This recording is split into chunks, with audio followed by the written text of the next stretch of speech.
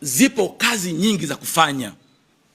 Sio lazima tuilazimishe, tuishawishi jamii iingie kwenye machafuko. Na kwenye hili tutaviomba vyombo vya ulinzi na usalama wafanye uchunguzi kwa makini, waangalie namna ambavyo Chadema inaweza ikawa inahusika kufanikisha machafuko ya Oktoba 29.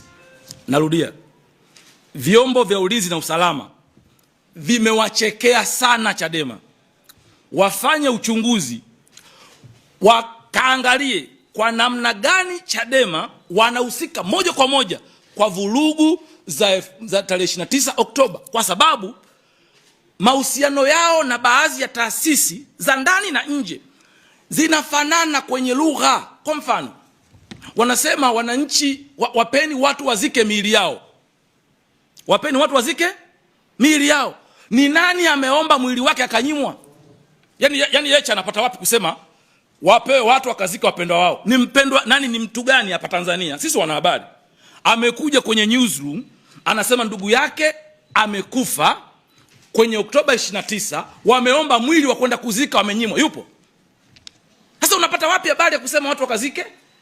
Unasema kuna kaburi la pamoja. Mimi nimeenda hapo kwa Kondo, sijaliona.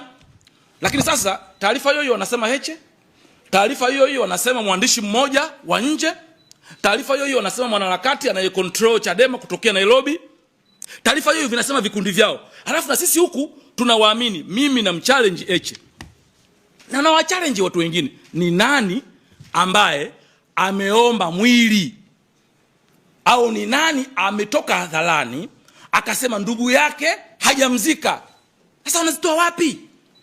Kwa sisi Mesila tunasema, kwanza, hatupo tayari kuruhusu uhuru wa taifa letu, amani ya taifa letu iliyojengwa kwa zaidi ya miaka 60 ichezewe tena kama ilivyotaka kuchezewa tarehe 29 mwezi wa 10.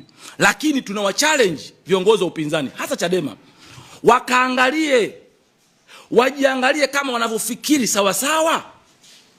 Inawezaje kuwa sawa wewe utamani taifa lako liendeshwe na watu wa nje?